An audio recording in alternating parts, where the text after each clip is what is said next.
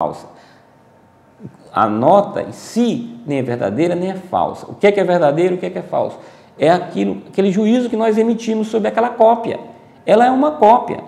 O erro, o equívoco está em dizer que aquela cópia não é cópia, que aquela cópia é uma nota real. Então foi nós que colocamos ali um predicado que não existia para aquele objeto.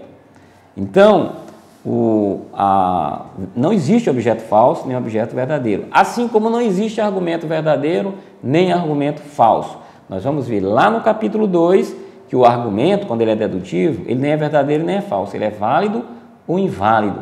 O argumento indutivo, ele é forte ou é fraco. Então temos que distinguir isso, né? Verdade não pode ser atribuída a objetos, só é atribuído a proposições, tá? Então isso precisa ficar claro. Agora, alguém podia questionar, puxa, professor, mas a ideia de verdade, ela não é fácil, e realmente não é. A ideia de verdade é uma ideia complexa. E por que essa ideia de verdade ela é complexa? A verdade, a ideia de verdade no Ocidente, ela aparece em 3 idiomas. Ela se origina, ela bebe no grego. No grego, a palavra verdade significa aletheia. Eles dizem aletheia. No latim, também nós tivemos influência do latim, verdade é dito veritas. E no hebraico, verdade é dito emuná. E o que significa aletheia em grego? Olha, o verbo letheia em grego significa velar, significa cobrir. As senhoras usam um véu, hoje quase não usam, né? Mas em alguns países, aqui no Ocidente já quase não usa, mas antigamente as mulheres iam para a missa e levavam um véu na cabeça. Então elas cobriam. Então o véu cobre. Então quando eu desvelo, eu descubro. Então verdade para o povo grego é descobrir, é tornar aquilo que está coberto descoberto. Então verdade para o grego tem esse significado. Para o povo romano, que valorizava o diálogo, eles entendiam verdade. A palavra veritas significava relato fiel. Então, houve um acidente lá na esquina. Alguém chega e nos conta como foi o acidente. Quando é que é verdade? Quando o relato dele é fiel. O povo hebreu, né, entendia verdade como um cumprimento das promessas do Deus dele, que é o Deus do povo judeu.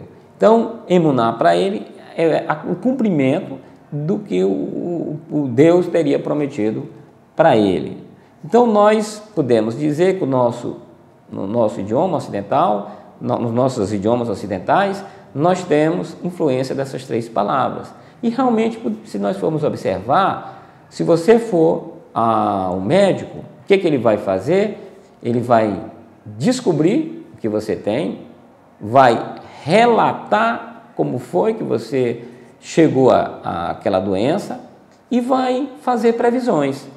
Essas previsões se realizarão ou não. Então eu tenho o veritas, está no passado, ele relatou o que aconteceu. O aletheia do grego, ele descobre, ele está no presente. E o emuná está na dimensão futura. O que é que vai acontecer? Na ciência, esse conceito de verdade funciona muito plenamente. Podemos dizer, por que a pedra caiu? Então eu observo que aquela pedra caiu, eu digo como foi que ela caiu, por que ela caiu e se ela vai cair ou não depois. Então, a teoria da verdade, no Ocidente, a palavra verdade bebe nesses 3 idiomas. Isso leva a gente dizer que existem 4 grandes teorias da verdade. Existem até mais de 4, mas nós vamos aqui nos ater em 4. Nós temos a teoria da verdade por correspondência, nós temos a teoria da verdade por convenção e nós temos a teoria da verdade por coerência e a teoria da verdade pragmática. E o que é a teoria da verdade por correspondência? Teoria da verdade por correspondência diz o seguinte, que verdade é quando aquilo que nós dissemos corresponde daquilo que nós falamos. Se eu disser chove lá fora, é verdade se lá fora estiver realmente chovendo. Eu digo, há um vidro quebrado no corredor, eu abro a porta, verifico se tem um vidro quebrado no corredor. Se tiver, é verdade, corresponde à situação com aquilo que eu disse. Se não tiver, então é falso. Aristóteles trata disso. Aristóteles, no livro chamado Metafísica, no livro Delta da Metafísica, ele diz assim, verdade é dizer daquilo que é, e daquilo que não é, não é.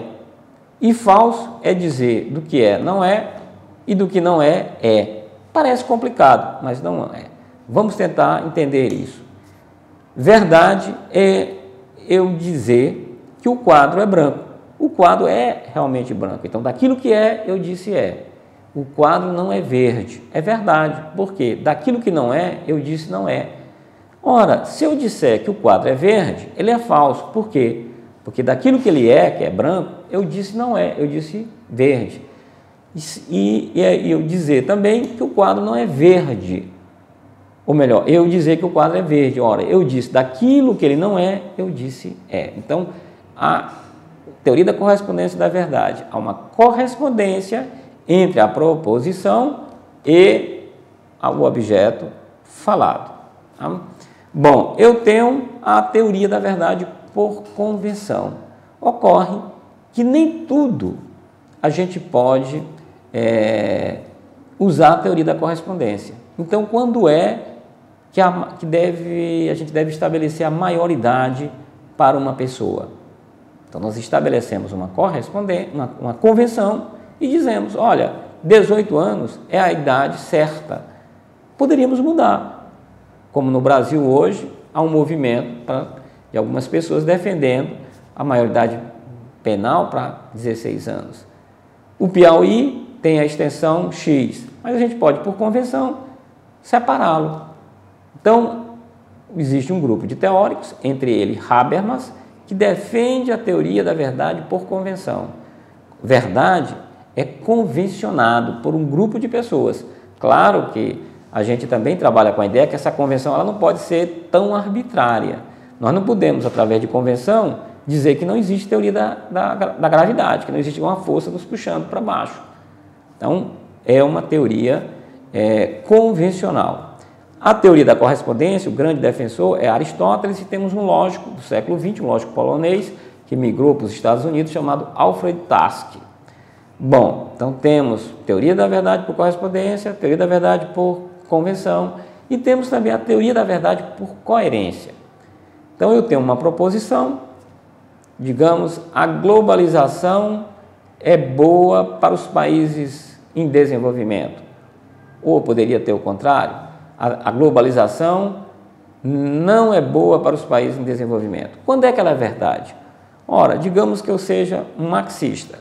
Então eu vou ver se essa proposição é boa para os países, a globalização é boa para os países em desenvolvimento, é coerente ou não com a teoria marxista. Se ela for coerente, então é verdade. Se ela não for, ela é falsa. Digamos que eu seja um freudiano. Então, eu tenho a teoria de Freud. Se alguém faz uma proposição sobre o comportamento psicológico, emocional de alguém, de um outro ser humano, eu vou ver se essa proposição corresponde, ela é coerente com a teoria de Freud, né? Então, essa é a teoria convencional. E existe, por último, a teoria da verdade pragmática, que diz o seguinte: o que é verdade? Verdade é aquilo que funciona, né? Muitas vezes nós fazemos definições de forma a não dizer o que é realmente a coisa, mas como é que a coisa funciona. Então você pergunta, o que é o coração? A pessoa diz, olha, o coração é um órgão que serve para bombear o sangue. Então é uma chamada definição teleológica, eu digo o fim, para que ela serve. Então, a teoria pragmática da verdade diz o seguinte: verdade é aquilo que funciona. Então eu tento dar uma explicação, me atendo ao fato de algo funcionar ou não. Bom, mas nós temos que fazer uma distinção entre proposição e enunciado, porque veja bem, eu disse há alguns minutos atrás que a proposição é um enunciado que pode receber valor de verdade, pode ser verdadeiro ou falso. Mas existem enunciados que não podem receber valor de verdade, não podem ser verdadeiro ou falso. Que enunciados são esses? Ora, eu tenho os enunciados interrogativos. Por exemplo, que horas são? Ora, esse enunciado, que horas são, não é verdadeiro nem é falso, é uma pergunta. Vai chover amanhã?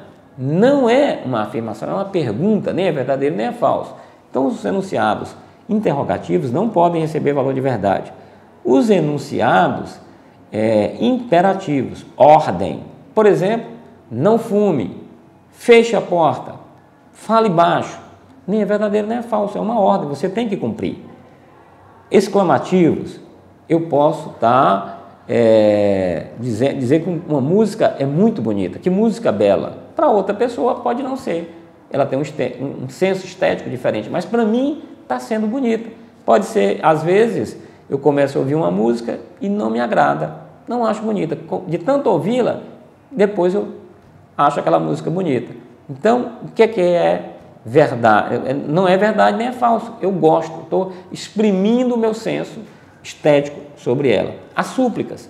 A pessoa está morrendo afogada, grita socorro. Nem é verdadeiro, nem é falso. Ela está pedindo alguém.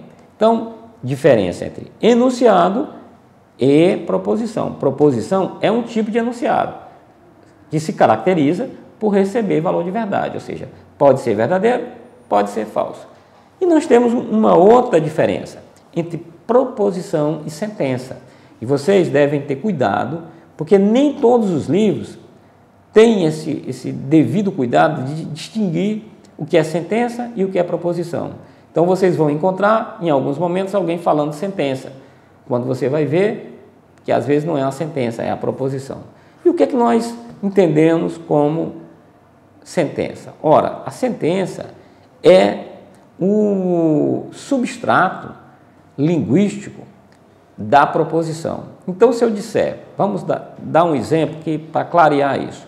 Se eu disser, a casa é branca. Se eu disser, the house is white, eu tenho a mesma proposição, mas sentenças diferentes. Eu tenho um suporte, a sentença é o suporte material linguístico da proposição. Então, a casa é branca, the house is white. É mesma proposição com sentenças, né, diferentes. Então, essa é uma diferença que a gente precisa ter cuidado de fazer, né? E cuidado quando estiverem estudando outros livros de filosofia, porque nem todas as vezes isso vai estar claro, essa separação de sentença e proposição. Mas as proposições, elas têm uma classificação. Elas têm uma classificação e a primeira classificação a gente pode fazer o seguinte, quanto à quantidade. Quanto à quantidade, as proposições podem ser universais ou particulares. E o que é uma proposição universal? Proposição universal é quando eu afirmo, de todos os sujeitos de uma classe.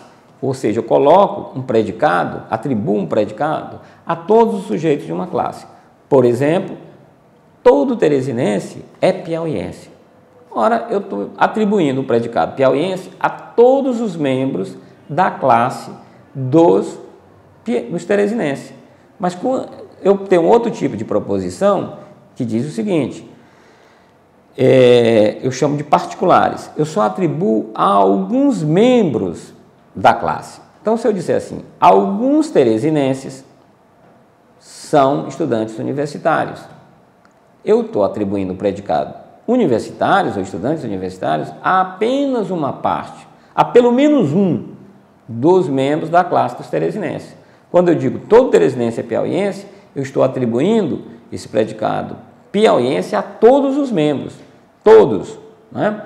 Então, as proposições podem ser universais, podem ser particulares. Alguns pensadores defendem ainda um tipo de proposição chamada proposição singular. Proposição singular seria quando eu atribuiria a apenas um membro da classe. A rigor, quando eu digo Sócrates é ateniense, ela não seria uma proposição particular. Eu estou me referindo a apenas o indivíduo Sócrates. Então, alguns pensadores trabalham com a ideia de proposição ainda singular, mas, no geral, a maioria dos lógicos só distinguem proposições universais e proposições particulares. Bom, mas nós temos um outro tipo de classificação para as proposições, e isso com relação à qualidade. Com relação à qualidade, as proposições